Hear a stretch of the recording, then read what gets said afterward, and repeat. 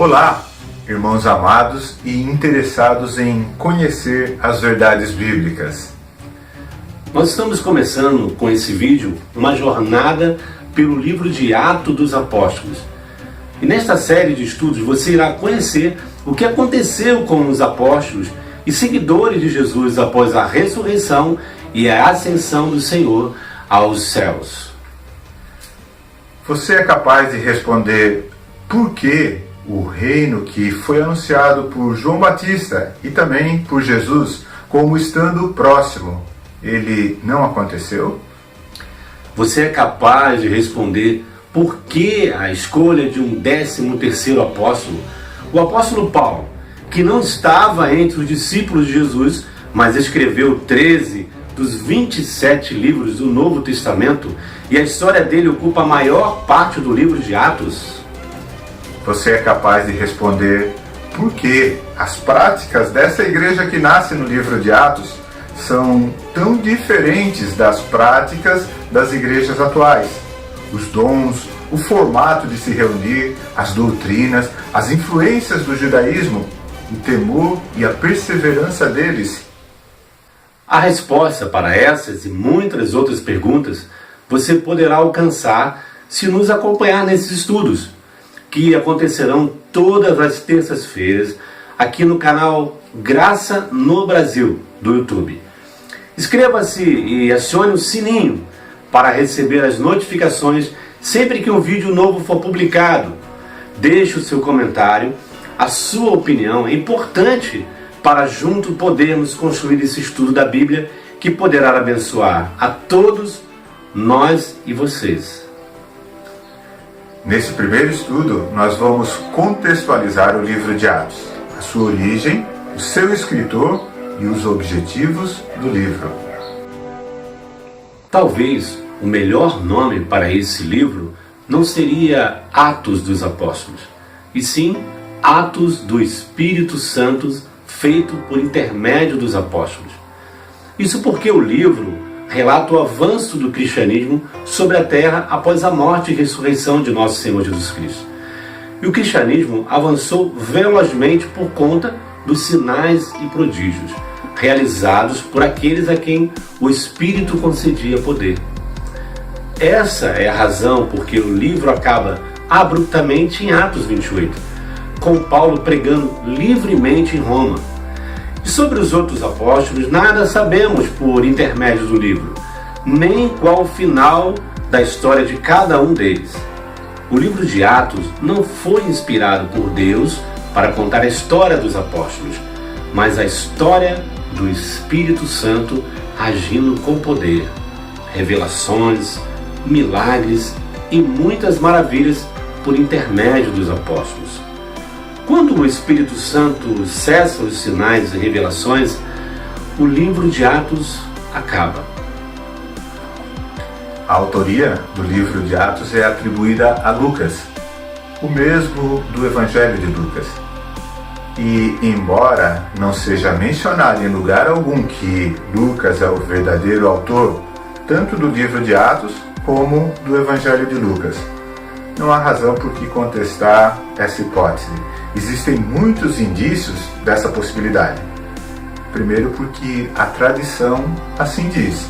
Também porque o livro ele passa a ser narrado na primeira pessoa do plural sempre que o apóstolo Paulo estava pelas imediações de Troade. E quem é relatado como um dos companheiros de Paulo nessa região? Lucas. Uma certeza podemos ter. A pessoa que escreveu o livro de Atos é a mesma que escreveu o Evangelho de Lucas. Isso porque o livro de Atos começa dizendo: escrevi o primeiro livro, ó Teófilo, relatando todas as coisas que Jesus começou a fazer e a ensinar até ao dia em que, depois de haver dado mandamentos por intermédio do Espírito Santo aos apóstolos que escolhera, foi elevado às alturas. O Evangelho de Lucas foi escrito para um Teófilo e narra a vida de nosso Senhor Jesus Cristo até o dia em que foi elevado às alturas. O livro de Atos, então, pode ser considerado a continuação do Evangelho de Lucas, o segundo volume. E o fato de terminar abruptamente em Atos 28, sem um encerramento, nos leva a crer que Lucas tinha a intenção de escrever um terceiro livro.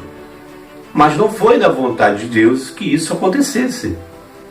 Acredita-se que o livro foi escrito entre 61 e 63 depois de Cristo. Isso porque no livro não é mencionado a queda de Jerusalém. E a queda de Jerusalém aconteceu no ano 70. E não é mencionada também a morte do apóstolo Paulo, que a tradição atribui a Nero, e o reinado de Nero findou-se por volta do ano 68.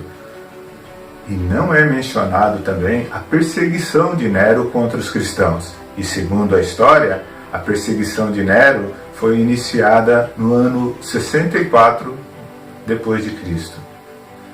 O assunto principal do livro de Atos, principalmente seus primeiros capítulos, continua sendo a restauração do reino de Israel. O mesmo reino que foi prometido quando o povo de Israel fez aliança com Deus, lá no deserto do Sinai. O reino que se concretiza nos 1000 anos de reinado de Cristo, mencionados em Apocalipse.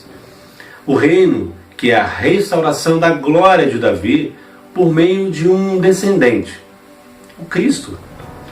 O reino que foi anunciado como próximo por João Batista, por Jesus e por seus discípulos.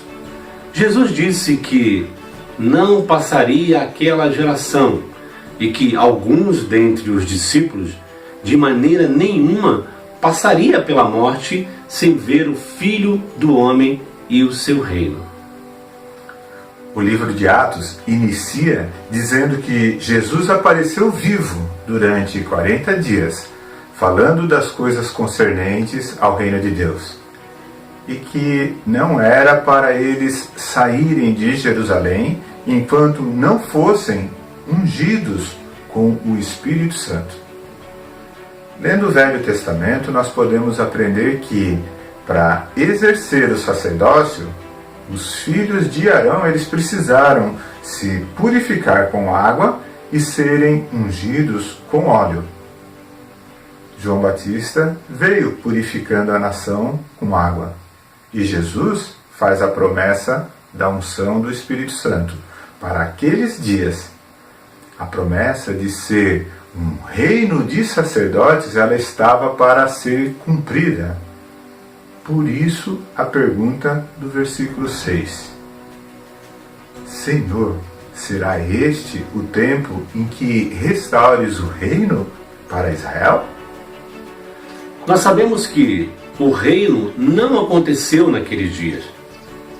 Entender a necessidade e o significado desses rituais de purificação, entender a unção do Espírito Santo e as razões de por que o reino não veio, são cruciais para entender o livro de Atos. Entender a Bíblia e também entender se essas coisas que estamos aprendendo se aplicam literalmente para nós nos dias de hoje ou não. Fique conosco. O próximo estudo ele terá como objetivo compreender a pergunta feita pelos apóstolos. Será este o tempo em que restaures o reino de Israel?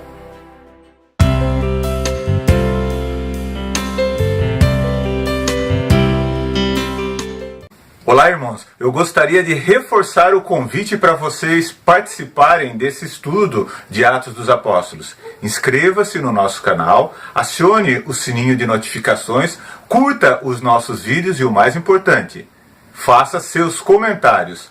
Nós não nos consideramos senhores da verdade. Então, se você puder contribuir, não deixe de fazê-lo. Eu quero convidar você também para participar da nossa lista de transmissão no WhatsApp.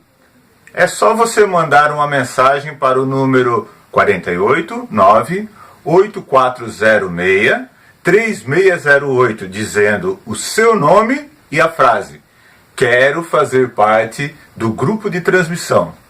Pronto, você receberá semanalmente os estudos via WhatsApp. Até o próximo estudo.